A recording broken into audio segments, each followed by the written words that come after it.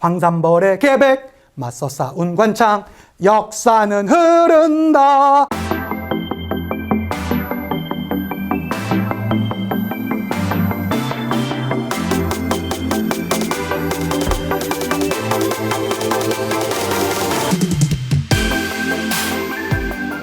안녕하세요. 반갑습니다. 여러분의 역사 완성자 유산입니다. 너무 반갑습니다. 좋습니다. 여러분, 벌써 우린 4번째 시간입니다. 오늘은요, 바로 백제라는 주제로 여러분과 함께 하려고 합니다. 백제, 딱 얘기를 듣는 순간 어떻습니까? 뭐 삼천국녀? 아니에요. 삼천국녀는 정말로 잘못된 사실이고요. 오히려 상당히 높은 문화를 갖고 있었던 바로 그 신비의 나라 백제로 오늘 여행 한번 떠나보실까요? 좋습니다. 백제입니다. 사실은 우리가 흔히 뭔가 역사 여행을 간다라고 했을 때 경주를 가장 많이들 생각들 하십니다. 그런데 저는 개인적으로 경주도 참 좋지만 경주보다 저는 개인적으로 더 좋아하는 데가 바로 부여 역사 여행이에요. 바로 이 백제 문화권, 과연 어떠한 이야기들이 숨어 있는지 한번 같이 보셨으면 좋겠고요. 자, 시작 한번 해보도록 하겠습니다. 자, 본격적인 시작에 앞서서 제가 지난 강에도 보여드렸던 요 내용 기억나십니까? 그렇죠. 깃을 닦았던 수서는 고백신, 태조 고이왕 내무랑이었었는데, 자, 이 중간쯤, 즉 3세기쯤에 깃을 닦았던 이 백제의 고이왕의 업적으로 인해서 가장 먼저 전성기를 얻었던 나라가 바로 백제가 되겠습니다. 4세기 근초왕, 즉 고이왕 근초왕은 얼마든 너무나 중요한 왕들이고요. 뿐만 아니라 6세기에 있는 시기도 만만치 않게 중요해요. 무령왕, 성왕 같은 왕들도 있거든요. 그 내용들 한번 다 소상히 설명 올리도록 하겠습니다. 지난 강에도 보여드렸던 바로 이 주제 기억나십니까? 최고 시청률 49.7%에 빛나는 바로 주몽. 대단했던 드라마였습니다. 근데 사실은 여기 보시면 전광열 씨, 우리 부여의 금화왕이었었고요. 그의 사랑하는 아내, 바로 유화부인 오연수 씨가 있었고, 그리고 그 아들들, 주몽과 대소왕자, 그 다음에 주몽의 아내였었던 소선호, 이렇게 나오는데, 사실은 여기 이 포스터에는 안 나왔지만, 여러분 아시는 그 런닝맨으로 유명한 송지효 씨가 사실 이 드라마에서 원래 주몽의 첫째 부인으로 나오기도 했었죠. 송지효 씨 거의 이 데뷔 시절이 되겠습니다. 이게 한 15년 정도 된 드라마니까 당시에 어마어마했던 바로 그 드라마인데요. 중요한 거, 어쨌든 핵심은 부여의 이주민인 바로 이 주몽이 만들었던 나라가 고구려고, 고구려의 이주민이 만들었던 것이 바로 오늘 배울 백제다. 선생님, 그게 어떻게 연관이 되죠? 원래 이 둘 사이에서 나온 아들이 아니라 이 소선호의 전 남편에서 나온 아들이 비호와 온조예요. 예. 그래서 갑자기 유리가 나와 버리니까 이들이 완전 버드가 됐잖아요. 그래서 남쪽으로 남하합니다. 첫째 아들이었었던 비호가 어디에? 지금의 인천 미추홀 지방에 자리를 잡아서 나라를 세웠지만 제대로 그렇게 많이 성장하지 못했고요. 그 동생이었었던 온조는 나는 바다보다는 강변이 더 좋아, 이러면서 강을 따라 쭉 올라옵니다. 그래서 어디? 지금의 잠실 롯데월드 언저리에 자리를 잡았으니 그것이 바로 백제입니다. 백제라는 주제를 우리가 보통 문제 풀다 보면 십제라고도 나오거든요. 왜 십제냐? 10명의 신하로 시작을 했다고 그래서 십제라고도 합니다. 뭐 그런 이야기들이 시험 문제를 직접 물어보진 않으니까. 어쨌든 핵심은 고구려의 이주민들이 만들었다. 이게 이제 포인트가 되겠고요. 뭐 중간중간에 몇몇 왕들 있지만 다 필요 없습니다. 3세기의 고이왕으로 가보도록 하겠습니다. 고이왕은요, 깃을 닦았던 왕으로 너무나 중요합니다. 제일 먼저 나오는 것이 바로 관등제와 관복제를 정비했다. 관등이라는 건 뭡니까? 지금의 공무원 체제를 정비했다라는 얘기고요. 관복이라는 것은 그런 공무원들이 급에 맞게 입을 수 있는 옷이 있어요. 우린 그걸 관복이라고 합니다. 즉 나름의 행정 조직 시스템이 정비됐다라고도 할 수 있을 것이고요. 자, 뿐만 아니라 율령 반포. 율령이라고 하면 뭐라고 했었죠? 바로 법적 체제가 완성되면 그 다음은 성장하죠. 그러니까 이게 되게 중요해. 어떻게 보면 역사가 되게 진부한 이야기 같지만 언제나 진리가 이 안에 한두 개씩은 계속 숨어 있다니까요. 뭔가 우리가 더 성장하고 싶어? 그러면 당장 급하게 뭐 더 화려한 일을 하고 싶고 막 큰 일을 하고 싶은데 오히려 그 전에 기본을 닦아 놓으면 그 기본이 더 우리를 성장시킨다라는 거 알아두셨으면 좋겠고, 뿐만 아니라 당시에 충청도와 전라도 지역 일대에 가장 강력한 국가였었던 목지국을 여기에서 이 고이왕 때 복속을 시킵니다. 그거 봐주셨으면 좋겠고, 자, 그리고 나서 누구? 근초고왕. 이것도 조금 된 드라마이긴 하죠. 그렇지만 당시에 가무성 씨가 가무성 씨가 근초고왕 역할을 맡아서 아주 열연을 보여주었던 그런 전 기억이 있습니다. 실제로 연기를 되게 잘하셨었어요. 가무성 씨가 워낙 연기 잘하시잖아요. 그래서 당시에 이 고국 원왕으로 나왔었던 고구려 왕 사유는요, 이종원 씨가 맡았었는데요. 과연 여기엔 어떤 이야기들이 있는지 가보도록 합시다. 먼저 부자 상속제를 확립시켰습니다. 지지난 강에도 말씀드렸다시피 부자 상속제라는 것은 무엇인가 체제가 완벽하게 왕권 중심으로 국가 체제가 완성되었을 때 나오는 것이고요. 무엇보다 동서남북으로, 자, 근초고왕이 있으면요, 북으로, 그 다음에 서로 동으로 남으로 각각의 다 일들이 있었습니다. 대표적인 거 하나씩 가보도록 하겠습니다. 먼저 북쪽으로는 평양성을 공격했죠. 그래서 고구려 아주 원통하게 죽었던 고국 원왕을 사망시켰습니다. 누가요? 바로 근초고왕 때 일입니다. 무슨 공격? 평양성 공격. 요거 꼭 기억해 두셨으면 좋겠고요. 그 다음에 요서로 진출했다. 요서라는 말이 뭔가 좀 생소하지 않습니까? 요서라는 용어 한번 간단히 한번 설명드릴게요. 이 지도를 이렇게 한번 보시면 먼저 용어부터 한번 살짝 정리하고 가겠습니다. 여기에 강이 하나가 있습니다. 요 강을 요하강이라고 그래요. 요하강의 동쪽에 있는 지방을 다 요동지방이라고 그래요. 요동의 지방에 반도가 있네? 요 반도라는 건 뭐냐면 대륙에서 바다 쪽으로 툭 튀어나와 있는 지역을 반도라고 하거든요. 요걸 요동반도라고 그래요. 요동 지역에 있는 반도니까 요동반도겠죠. 이게 바로 요하강이 기준이 되고요. 그러면 요하강의 서쪽에 있는 요 지방을 뭐라고 합니까? 요서지방이라고 합니다. 즉 근초고왕이 여기 지역 일대까지 진출을 했었다라는 거 기억해 두셨으면 좋겠고, 자, 뿐만 아니라 여기 남쪽으로는 마한 지역까지 병합을 했었어요. 마한 지역, 지금의 충청도와 전라도 일대에 그 대부분의 주름 잡았던 그 마한 지역을 이 근초고왕 때 완벽하게 복속을 시켰고요. 자, 뿐만 아니라 일본의 규슈 지방, 일본이 이렇게 섬이 크게 보자면 4개가 있지 않습니까? 이게 죄송해요. 너무 일본을 좀 작게 그리려다 보니까 그렇습니다. 우리나라 지도 먼저 한번 완벽하게 그려드리고요. 일본 애들, 일본 이렇게 있죠. 일본 있는데 너무했나? 이건 왜곡인가? 여기 이제 작은 여기 지방에 진출했던 게 누구다? 바로 일본의 규슈 지방이 되겠습니다. 거기 규슈 지방 갈 때 뭘 하사래요? 이게 밑에 애들이니까 밑에 애들 뭘 하나 줘요. 칠지도. 칠지도라는 게 뭐냐면 가지가 7개 달린 바로 그런 칼을 칠지도라고 합니다. 잠시 뒤에 그 그림으로도 한번 보여드릴게요. 이거 일본의 몇몇 사람들이 이거 주장합니다. 백제가 갖다 바친 거라고. 선생님, 여러분, 스승의 날 그 오랜 은사님들한테 칼 선물하는 제자 있습니까? 우리나라 그런 거 없습니다. 당연히 이제 밑에 당시에 일본한테 줬고요. 뿐만 아니라 왕인이라든가 아직기 이런 사람들을 파견해서 당시에 좀 문화적으로 뒤떨어져 있었던 일본의 문화 발전을 기여했던 왕이 바로 누구다? 초고 근초고왕이 되겠습니다. 자, 근초고왕 한번 보시면 이 지도. 우리는 뭔가 이 고구려 지도 볼 때의 그 희열도 있지만 이 백제 지도 볼 때의 시열 만만치 않습니다. 먼저 요거 한번 보여드릴게요. 요게 북한강이고요. 요게 남한강입니다. 그쵸? 자, 그리고 요 당시의 영토가 어떻게 되냐면 요렇게 됩니다. 요게 가야고요. 여기 신라고요. 여기 나머지 다 그 고구려인데 중요한 건 이 백제의 영토가 되겠습니다. 당연히 한강역을 장악하고 있다라는 거 되게 중요한 포인트고요. 여기 요서지방, 여기 요동반도죠. 여기가 요동지방이 되겠습니다. 그 다음에 일본의 그 당시에 남조의 대표적인 나라였었던 동진과도 교류를 했었고요. 일본의 규슈지방까지 진출하는 모습을 보여줬던 몇 세기입니까? 4세기의 근초고왕의 대표적인 지도다라고 할 수 있습니다. 기억해 두시면 좋겠고요. 이게 뭐예요? 칠지도. 칠지도 할 때 어디? 바로 이 규슈지방, 칠지도. 가자 한번 세볼까요? 하나, 둘, 셋, 넷, 다섯, 여섯, 일곱 있죠. 이게 바로 칠지도가 되겠습니다. 자, 그 다음에 근초고왕 이후에 나오는 왕이 바로 그렇게 유명하진 않지만 침묘왕입니다. 침묘왕은요, 이게 좀 특이한 게 백제 같은 경우는 원래는 불교를 수용한 그 기틀 가정 가운데서 전성기를 맞는데 대부분의 국가는 그렇죠. 우리 지난 강에 배웠었던 고구려는 그랬습니다. 그런데 이 침묘왕은요, 근초고왕 이후의 왕인데 불교를 이때 수용해요. 당시에 동진으로부터 중국의 남조 중에 한 나라가 되겠습니다.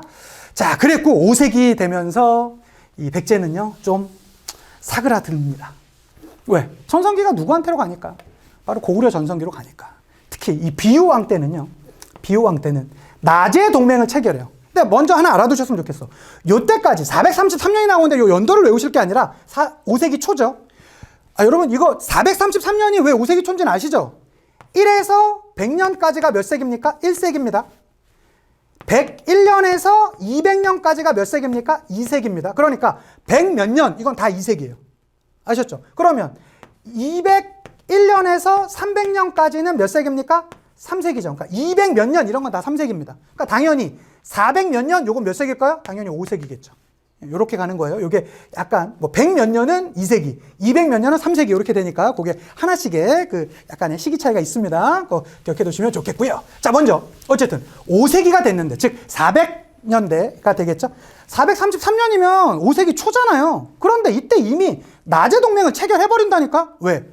이때 누가요?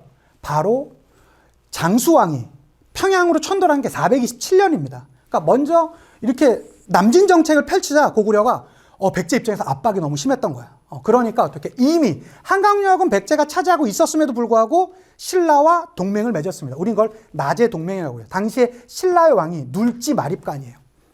마립간이라는 용어도 아마 생소하게 들으실 수 있을 텐데요. 제가 다음 강에 다시 설명해 올리도록 하겠습니다. 자, 그 다음에 왜 슬픈 예감은 틀린 적이 없는지. 야, 이제 고구려가 만만치 않아 했는데 고구려는 드디어 이 한강유역을 장악해 내려왔습니다. 그래서 아주 열심히 싸웠지만 괴롭게 죽은 왕이 있어요. 누굽니까? 계로왕입니다. 괴롭게 죽었어요. 그래서 어떻게 위례성에 함락당하면서 함락당하는 과정 가운데서도 끝까지 싸우다가 아주 괴롭게 죽었습니다. 계로왕이 되겠습니다. 그러자 그 다음 왕이 누구냐면 문주왕인데요. 문주왕은요, 이 위례성의 문을 줘버렸어요. 적들한테 문을 줘버리고 갔다. 즉 문을 줬다라는 말은 천도했다라는 것이죠. 웅진으로 천도했습니다. 웅진이 어디냐면 지금의 공주지방입니다. 이 공주라는 말 자체가요, 원래는 곰주였어요. 곰주. 그러다 공주가 된 것이죠. 이게 지금의 웅진이 되는 것입니다. 이쪽으로 천도했고요. 그러니까 살려면 어쩔 수 없었지. 그리고 나서 이 웅진 시대 때 동성왕은요, 누구랑? 당시에 신라의 소지 마립관과 다시 한번 낮의 동맹을 더 강화시켜요. 이 당시에 동맹을 강화하는 방법은 여러 가지가 있는데 그 중에서도 끝판왕이 뭐냐면 바로 결혼이에요. 결혼 동맹. 자식들까지 결혼해서 서로 사돈 집안이 되는 것이겠죠. 근데 이거 어떻게 기억하시면 되냐? 여러분 생각하실 때 가장 스타일이 좋은 이 배우 누굽니까? 저는 개인적으로 스타일하면 이 배우입니다. 바로 미안하다 사랑하다. 바로 여기 누굽니까? 소간지, 소지섭 씨. 전 남자가 봐도 너무 멋있는 거야. 나 소지섭 씨 진짜 멋있거든요. 난 보면 무슨 생각 들 거 같냐면, 내가 만약에 여성이라면 와, 진짜 소지섭이랑 결혼해서 소지섭의 아들을 낳으면 누구예요? 동성, 성이 같은, 소지섭과 성이 같은 아들을 낳고 싶지 않을까요? 그러니까 누굴까? 이게 바로 소지섭 씨와 결혼을 해서 동성, 소지섭 씨의 성이 같은 아들을 낳고 싶은 생각이 들지 않을까요? 그래서 누구랑? 소지 마립관과 동성왕이 무슨 동맹을 맺었다? 결혼해야지 아이를 낳으니까. 그래서 요거 유치해? 강PD 표정 안 좋은데 어쨌든 나는 이거 너무 좋아. 소지 마립관, 동성왕 기억해 두시면 좋겠습니다. 이 결혼, 이런 연도까지는 필요 없어요. 즉 5세기에는 고구려 전성기다 보니까 누구랑 친했다? 백제와 신라하고 연합관계, 즉 그런 연합을 낮의 동맹이라고 한다라는 거. 아무리 봐도 멋있지 않아요? 진짜 소지섭 씨 멋있습니다. 그리고 내가 또 괜히 이런 얘기하니까 오해하실까 봐. 저 여러분 남자 별로 안 좋아합니다. 저도 그 정상적인 가정을 잘 꾸리고 있는 사람입니다. 혹시라도 오해하실까 봐. 자, 가보겠습니다. 다시 6세기입니다. 신라의 전성기인데요. 이 신라의 전성기 때쯤에 다시 한번 백제의 부흥을 위해서 노력했던 인물들이 있습니다. 대표적인 왕 무령왕이 되겠습니다. 무령왕은요, 22개 지역에 왕족을 파견해요. 그래서 지방의 통치 체제를 강화하기 위해서 이 22개 주요 지역에 자신들이 믿었던 왕족을 파견하면서 그 지방의 통치권을 강화시켰다. 우린 그걸 22담로라고 합니다. 이거 생각보다 진짜 많이 나와요. 왕족 파견하였다. 많이 나오고요. 또 하나, 이 무령왕이 시험 문제 많이 나오는 이유 중에 하나는 중국의 남조 시대가 있었어요. 혹시 지난강 거 기억하실까요? 남조라는 건 뭐다? 중국의 위진남북조 시대라는 시대가 있었는데 북쪽에 여러 왕조가 있었고 남쪽에 여러 왕조가 있었는데 동진, 송제, 양진 이런 나라들이 있었거든요. 이런 거 외우실 필요 없어요. 그 남쪽에 있는 나라들과 친하게 지냈어요. 그 중에서도 송제, 양진 중에 이 양나라하고의 교류가 되게 많았었거든. 근데 이 남조 시대 때 있었던 무덤 양식에 당시에 중국에 벽돌 무덤 양식이라는 양식이 있었어요. 이것은 우리나라엔 당시에 없었던 무덤 스타일입니다. 그런데 그 스타일이 무령왕릉이 벽돌 무덤으로 지어져요. 이 무령왕릉이 벽돌 무덤으로 만들어졌다라는 이유 하나만으로 아하, 당시에 중국과의 교류가 활발했음을, 특히 중국 중에서도 남조와의 교류가 활발했음을 보여주는 증거가 되는 것이죠. 이거 중요해요. 진짜 많이 나와. 무령왕이요, 사실은 교과서 서술 분량에 비해서 문제는 진짜 많이 나오는 왕이에요. 꼭 기억해 두셨으면 좋겠습니다. 이게 바로 벽돌 무덤이에요. 이 안에 보시면 벽돌 안에가 요 벽돌처럼 이렇게 쌓아가지고 방을 만들잖아요. 이게 벽돌 무덤 양식이라는 것입니다. 예, 기억해 두시면 좋겠고요. 자, 그 다음 왕이 누굽니까? 저랑 이름이 비슷한. 저한테는 뭔가 좀 애만. 저는 성완. 예, 이 왕은 성왕. 뭐 이거. 강 PD 표정 계속 안 좋은데 저는 좋아요. 자, 성왕. 예, 저는 그래서 왠지 모르게 가장 좀 애정이 가는 왕입니다. 노력도 많이 했어요. 저는 개인적으로 노력을 좀 많이 하는 사람을 좋아하거든요. 예, 노력을 많이 한 사람을. 자, 얼마나 노력을 했냐? 보니까 요때까지만 해도 웅진 시대 아닙니까? 지금의 공주가 수도였었는데요. 웅진이 방어하기는 최고야. 그런데 뭔가 나라를 확장시켜 나가기에는 한계가 있는 것이죠. 그래갖고 어떻게? 사비, 지금의 부여로 천도를 합니다. 야, 우리가 이대로 있어도 되겠냐? 우리 이대로 주저앉으면 안 돼. 우리 백제야! 이러면서 딱 나가게 돼요. 뿐만 아니라, 야, 그리고 잠깐만. 이름도 하나 바꾸자. 백제? 아, 백제 아니야. 이름 바꿔. 이걸 국호를 변경한다고 하거든요. 근데 무엇으로 바꾸냐? 남부여로 바꿔요. 선생님 왜요? 제가 말씀드렸죠. 이거 여러 차례 말씀드렸습니다. 부여의 이주민이 만든 나라가 고구려고 고구려의 이주민이 만든 나라가 백제예요. 즉 그렇게 따지자면 고구려나 백제가 다 부여계다라고도 할 수 있겠죠. 그런데 백제 입장에선 그렇게 얘기한 거죠. 야, 고구려 너네 짝퉁이야. 부여의 혈통을 이어받은 이 지역의 최고 강자는 바로 나야. 나 백제라고. 이제 백제라 부르지 말고 나를 남부여로 불러. 이 남부여라는 말 자체, 요 국호라는 의미에서 그들이 부여계임을 알 수 있는 것이죠. 이거 되게 중요한 포인트입니다. 꼭 알아두셔야 돼요. 이거 잘 나옵니다. 그 다음에 조직도 정비했습니다. 조직도 정비했어요. 그래서 22부를 설치하고 5부 5방. 요거는 다다음 강에 제가 삼국의 통치체제 할 때 다시 말씀드리겠습니다. 그 다음에 한강유역을 일시 회복했다. 일시라는 말에서 저는 눈물이 핑 돕니다. 잠깐만 회복했어요. 무슨 이 스토리가 숨어 있었냐. 한번 다시 지도를 그리고요. 이 지도 안에 무슨 일이 있었는지 설명드리도록 하겠습니다. 이거는 당시에 그러면 지금 요때까지만 해도 6세기다 보니까 요 상황이었어요. 요 상황. 그러니까 신라가 한강유역을 뺏기 전이야. 그러니까 여기 위에는 다 고구려 거였고 백제와 신라가 이렇게 조금 찌그러져 있던 상황이었습니다. 근데 이때 성왕과 신라의 성왕이 있을 때 신라의 왕이 누구냐면 진흥왕이에요. 진흥왕이에요. 그래서 이 진흥왕과 성왕이 의기투합을 한 거야. 야, 우리 이렇게 해서 되겠나? 이렇게 안 되는 거죠. 그래갖고 둘이 힘을 합쳐서 각각의 지역을 차지하기로 해요. 이렇게 밀어 올려. 이렇게 밀어 올려. 그래서 이렇게 차지했던 땅을 반으로 나눈 다음에 이쪽은 백제 거, 이쪽은 신라 거. 이렇게 하기로 이들이 약속을 합니다. 콜? 너 어때? 나도 좋지. 나도 콜. 한 다음에 이들이 실제로 고구려를 밀어 올려서요. 한강유역을 다 차지해요. 그런데 이렇게 차지할 때까지는 몰랐는데 차지하고 봤더니 신라 입장에선 한번 생각해 보세요. 지금은 강원도, 전 강원도 너무 좋아합니다.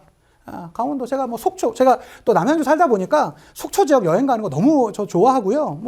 또 이 강원도가 갖고 있는 제 군생활도 다 요 언저리에서 했거든요. 그 힘, 저는 저 강원도 너무 사랑하는 사람이에요. 그렇지만 지금은 동계 스포츠라든가 이런 걸 각광받지만 이 당시에는 어땠을까요? 강상류? 의미가 없어. 거기 뭐 있는데, 멧돼지? 노루? 뭐가 있는데 아무것도 없어요, 의미가. 그런데 강하류는 어때요? 강하류 평야 있죠? 김포 평야에다가 그냥 하니까 백제 애들 좋다고 난리 피고 있고, 신라 애들은 뭐야 이거 땅만 찾아주면 아무 의미가 없네? 이러고 있는 거예요. 이때 바로 뒤통수를 날려요. 누가? 진흥왕이. 그러니까 진흥왕이 어떤 의미에서 보면 배신의 아이콘이야. 진흥왕이 성왕을 바로 뒤통수를 날려서 이 한강 하류 지방을 차지해버리는 거야. 그러니까 그래서 일시회복이야. 한강력을 회복했지만 일시적으로, 즉 여기 일시라 쓰고 그 밑에 진흥왕의 배신 쓰면 되는 것이죠. 진흥왕이 배신해갖고 요 한강 하류 지방을 누가 차지해요? 신라가 차지하게 돼. 열 받아 안 받아? 성왕 열 받지. 노력해서 이렇게 차지했는데 뭐야? 그래서 사람은 여러분 흥분하면 안 돼요. 그래서 기분이 안 좋을 때마다 한번 다운시키고 다시 한번 침착하게 생각해 봤는데, 성왕은 제가 좀 애잔한 게요, 저랑 너무 비슷해요. 저도 좀 약간 흥분 잘하는 성격이거든요. 그러다 보니까 어때? 열 받잖아. 열 받으면 어때? 뛰어나가야지. 그래서 관산성 전투에서 안타깝게 사망하십니다. 누구에 의해서? 신라 진흥왕에 의해서. 그 이후부터 신라는 전성기, 백제는 다시 한번 중간에 중홍기가 살짝 온화했지만 성왕 이후에는 쭉 쇠그라드는 그런 안타까운 모습이 있었던 게 바로 백제의 운명이었다. 그렇지만 백제의 그 노력은 끝나지 않았습니다. 7세기에 누가 있었냐? 무왕이 있었거든요. 무왕은 사실은 여러분 이 사건으로 더 유명하죠.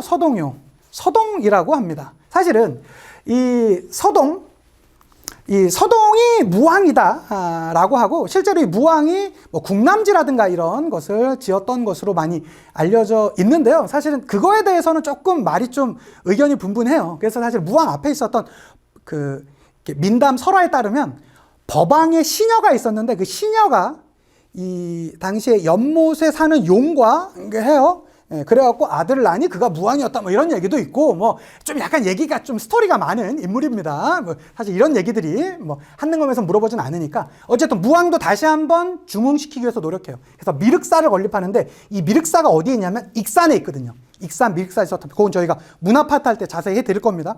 그래서 실제로는 익산으로 천도까지 시도를 합니다. 그렇지만 이 시도가 완벽하게 완성되지는 못했죠. 예, 그래서 당시에 왕곡리 유적이라고, 지금은 이 유적지 가봤다 아무것도 없어요. 그냥 그 탑 하나 있고 주변은 다 좀 황량합니다.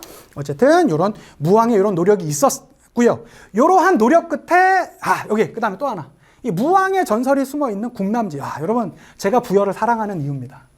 이건 진짜 한번 꼭 가보셔야 돼. 전 지금도 기억나요. 제가 여기를 갔는데요. 몇 년 전인가 아내랑 이제 둘이 갑자기 여기 좀 한번 부여를 가보고 싶어서 갔더니 해가 딱 뉘엿뉘엿 질 날이었어요. 그랬더니 저기 앞에서 어떤 자전거 여행을 하시는 그 여행자셨던 것 같아요. 기타를 딱 치는 거예요. 띵 디디디디디딩. 여러분, 저는 기타를 가지고 지금 전국을 여행하는 여행자인데 제가 이 분위기가 너무 좋아서 그런데 노래 한 곡 해도 되겠습니까? 딱 그러시는 거예요. 우리 막 박수치고 막 이제 앉았죠. 그랬더니 노래를 또 기가 막히게 하시네. 그래서 띵디디디디디 하면서 이제 김광석 노래를 막 이제 부르는데 너무 멋진 거예요. 그래서 그때 그 장면이 함께 있었던 이 주변에 버드나무, 여러분 이건 꼭 가보셔야 됩니다. 그래서 우리는 보통 경주에 월지, 그래서 보통 우리는 뭐 당시 안압지라고 하는데 사실 안압지라는 표현보다 월지라는 표현이 맞거든요. 그 월지를 더 많이 알아주는데 저는 개인적으로 여기 국남지가 더 좋아요.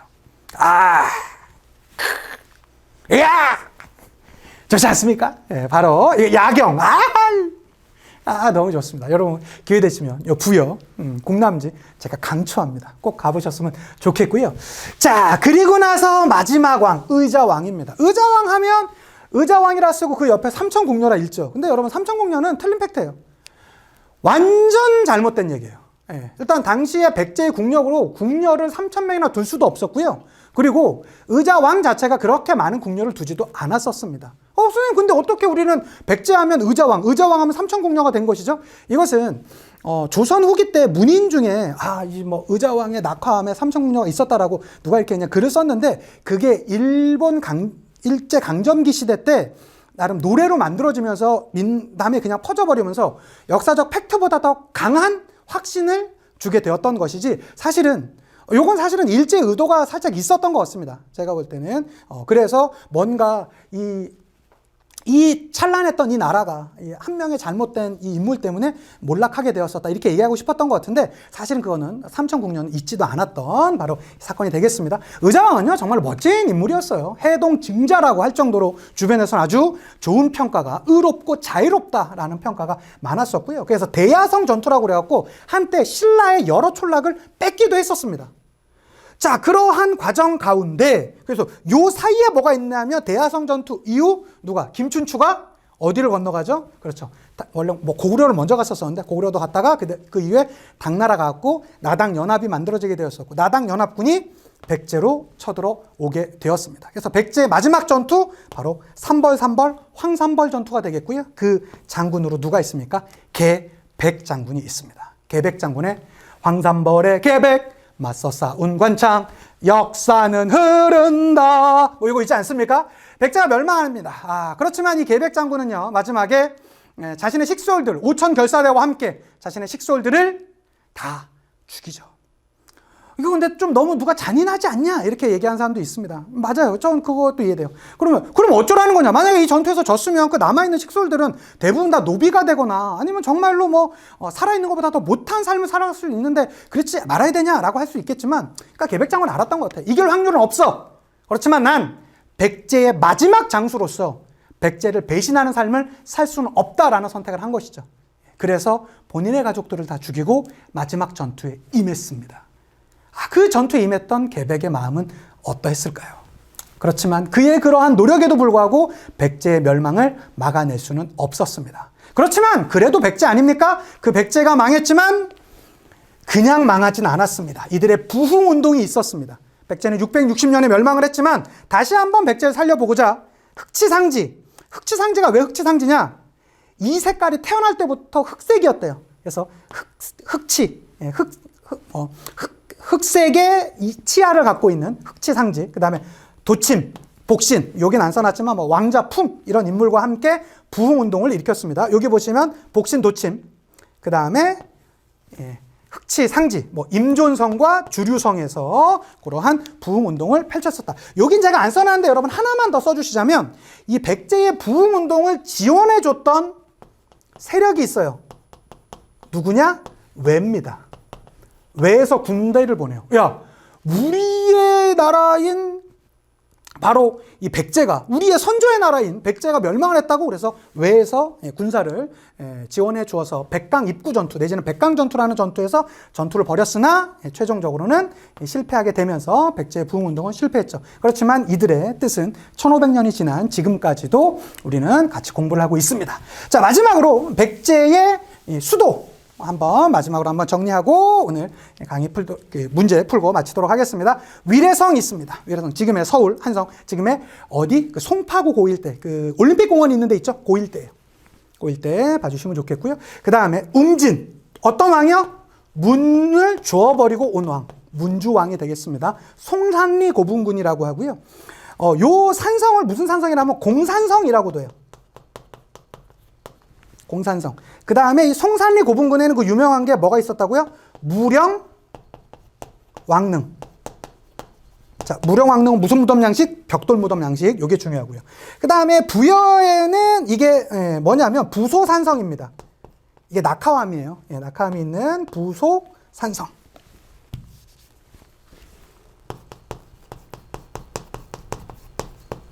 부소산성. 그 다음에 사실은 요 능산리 고분군이라고 하거든요. 그래서 우리가 송능. 우리가 다 이제 고3 학생들이나 재수생들이 수능 보지 않습니까? 송능. 수능. 뭐 알아서 기억해 두시고요. 어쨌든요. 능산리 고분군에서 나왔었던 게 그 유명한 뭐겠습니까? 금동대학로. 요거는 제가 문화파트 할 때 다시 말씀드릴게요. 요 금동대학로가 발견이 되면서 완벽하게 뭐가 백제사가 거의 다시 쓰이게 돼요. 이러한 모습들이 있었다라는 거 미리 살짝 한번 봐주셨으면 좋겠고요. 이것이 오늘 배웠었던 백제의 정치 체제가 되겠습니다. 어떻습니까? 한눈에 쫙 한번 정리해 주시면 좋겠고요. 그러면 과연 문제가 어떤 스타일로 나오는지 문제 풀고 마무리해 보도록 하겠습니다. 자, 55회 심화 문제 갖고 와봤습니다. 가나 사이 시기에 있었던 사실로 옳은 것을 찾으랍니다. 고구려 병사는 비록 물러갔으나 성이 파괴되고 왕이 죽어서 문주가 왕위에 올랐대요. 그리고 웅진으로 천도했답니다. 이거 언제겠습니까? 5세기겠죠. 고구려에 의해서 수도가 함락당했었고 그래서 문을 주워버리고 웅진으로 천도했던 거니까 5세기가 되겠고요. 자, 나와보겠습니다. 왕이 신라를 습격하고자 몸소 보병과 기병 50명을 거느리고 밤에 구천에 이르렀는데 신라 복병을 만나 그들과 함께 싸우다가 살해되었다. 그러니까 왕이 신라 복병에게 싸우다가 살해당했다. 이 살해됐던 왕 누구였습니까? 성왕이겠죠? 이 전투가 무슨 전투일까요? 관산성 전투예요. 이거 몇 세기죠? 6세기입니다. 그러면 여기에 문주왕, 그 다음에 요게 성왕이니까 요 사이에는 뭐 무령왕, 내지는 나온다라면 뭐 이 그 소지마립왕과 동성왕, 뭐 근데 동성왕은 사실 나오기가 힘드니까 제가 볼 때는 여기라면 무령왕이 나오지 않을까 싶은데 하나 볼까요? 익산의 미륵사가 창건되었다. 요거 누구요? 당시에 무왕. 흑치상지가 임존성에서 군사를 이겼다. 요것은 멸망 이후 부흥운동이겠죠? 부흥운동. 자, 동진에서 온 마라난타를 통해 불교가 수용되었다. 불교가 수용된 건 누구? 침류왕 때죠. 침류왕. 그러니까 근초광 바로 그 이후에 있었던 침류왕. 그다음에 지방을 통제하기 위해 22담로. 요게 생각보다 많이 나온다니까요. 바로 무령왕이 되겠죠. 무령왕이니까 이 사이에 있다라고 할 수 있겠습니다. 정답 4번. 5번입니다. 계백이 이끄는 결사대가 황산벌에서 신라군에 맞서 싸웠다. 요것은 신라가 멸망할 당시에 660년 당시의 모습이다라고 할 수 있겠고요. 자, 1번의 정답은 4번이 되겠습니다. 자, 다음 문제 볼까요? 다음 문제 보시면 55회 심화 문제가 되겠습니다. 여기 보시면 2번.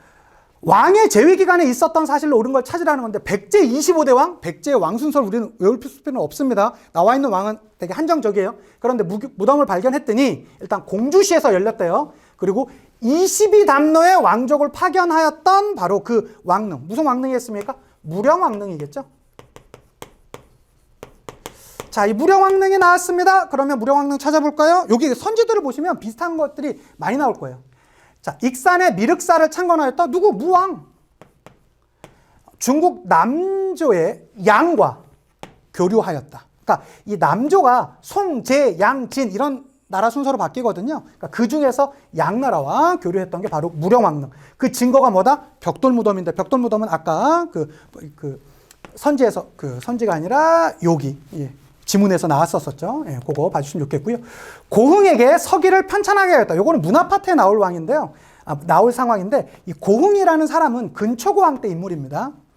자, 마라난타를 통해 불교를 수용하였다. 침류왕이 되겠고요.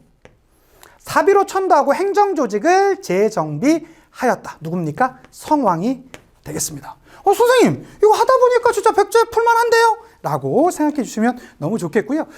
제가 가장 효율적으로 여러분들이 공부하실 수 있도록 제가 무료 강의 필기노트, 저만이 만들었었던 마법 필기노트 만들지 않았습니까? 간단히 보시면서 짧게 여러 번 반복해 주시는 게 여러분 것이 될 거라 믿어 의심치 않습니다. 이제는 삼국 통일을 했던 바로 그 나라, 신라로 다음 강에 더 좋은 모습으로 신나는 에너지와 함께 찾아뵙도록 하겠습니다. 다음에 찾아뵐게요. 인사드리고 마치겠습니다. 역사가 완성되는 그날까지 왕!